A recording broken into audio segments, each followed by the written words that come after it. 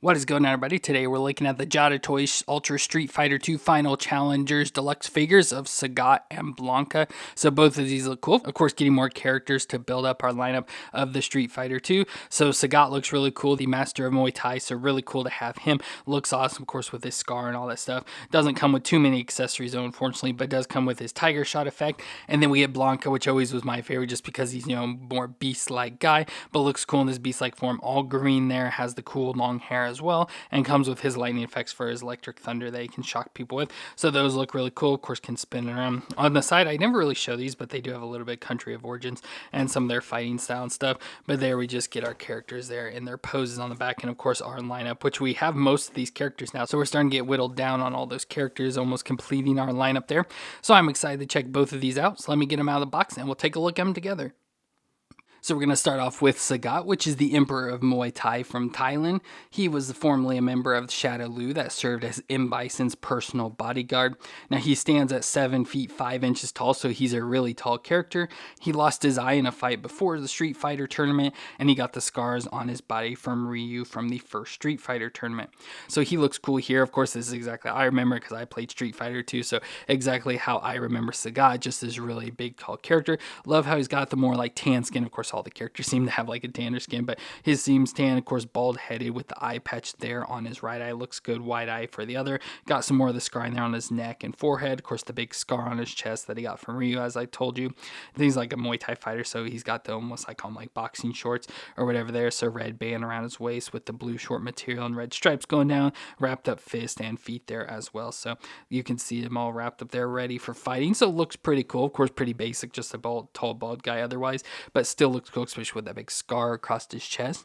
Now, moon-wise, the head will twist all the way around. It can look down that far and up that far. So, of course, we get the additional movement here in his lower neck. So, it allows it to look even further down and further up. So, nice movement there with the head. Then we get the shoulders that come up to 90 with the butterfly back and forth. So, pretty good range back and forth there. And rotate around. We get the bicep twist and the double elbow joint. That'll bend pretty much all the way up on itself there. So, really good bend for that. Get the wrist that'll twist all the way around. Now, it's kind of deep set in there, but there is a rock back and forth. You can kind of start to see that joint move back and forth there. Then we get the up grab crunch, so crunch back and forth, really good forward and back there, so that's pretty nice movements. And he'll twist around there as well, so be able to twist all the way around. And then at the waist, he can crunch back and forth and twist around there as well, so you get some really good crunching back and forth with those designs, so that's pretty nice. Then we get the hips that come up to 90 and out to the side. He can do the splits there, get the thigh twist up in the pant leg, double knee joint that'll bend up that far to the back, not far from kicking his butt at all.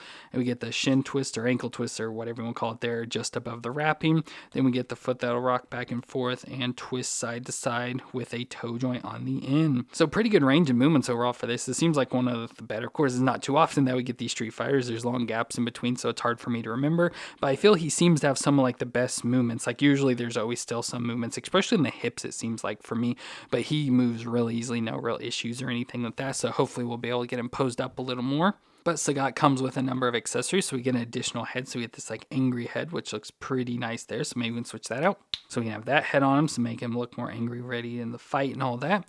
He comes with some additional hands as well, more like grip hands, like claw-like hands. You can, grab on the things or whatever you want to do, or maybe pose them around with that. But then we get an effect for a signature move of the tiger shot. So we just get this big like flame ball. It's almost like the Hadoukens. I love the backside though, so it looks pretty good there with the nice fire design. And of course we get the hole in it that it comes with a stand as well that we can put it on, so have it up in there like it's shooting off, so it can go on the stand like that to have it shooting off his tiger shot. So let me see if I can try and get him posed up. Again, it's not perfect to get him posed up, but there's him doing his tiger shot. So just where he sort of bends down a little, puts his two fists out, and a fireball shoots out the end of his hands there. So you can kind of do that, recreating it. So there's him doing his tiger shot, and he can, crouch down. I think he can shoot off like his legs or something like that. Just do different design, but there you can have him sort of like that. So you can have him shooting off his tiger shot. So that is pretty cool. Of course, we can sort of stand him back up here because I do want to do a size comparison. So I'll bring in Ryu for both of these figures today just to show you you the size comparison. Like I said, in the game and stuff, he's supposed to be 7'5", so really tall, and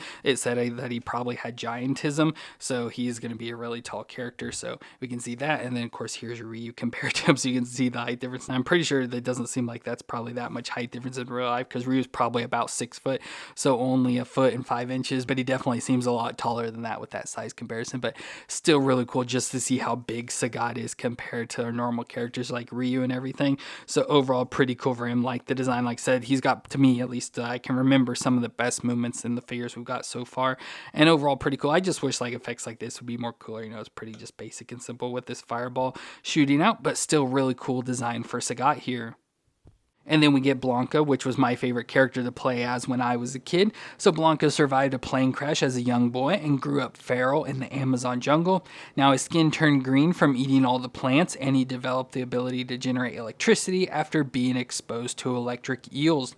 Now his fighting style is animalistic, so of course he's just kind of random, does whatever, and then has electrical based moves. So it looks pretty cool. Like I said, as a kid, this was always cool just because like the beast-like characters like this were always my favorite. So we have Blanka here with his all green skin, looks pretty nice green color. It's like the yellowish sort of green to it, but we can see his face there. You can see part of his mouth sort of exposed. Doesn't look the greatest there, so don't like that mouth design where his lips sort of up, so you see like his gums and stuff in the teeth, so don't like that. But like the eyes and everything looks good, and of course his hair, so it's kind of going back crazy. Reminds me of the like Super Saiyans and everything from Dragon Ball. But one thing that's cool is like his hair sort of softer here, so as you do pose and stuff, it's not going to get in the way and everything, so that's pretty nice. It is like a separate, so a little bit thicker, like a little bit harder, still rubbery though, hair up at the top. Then you see the separated segment then becomes really soft rubbly because it's hollow in there, so that's pretty nice that they did that, like I said, to get out of the way of movements and poses and stuff, so that's nice.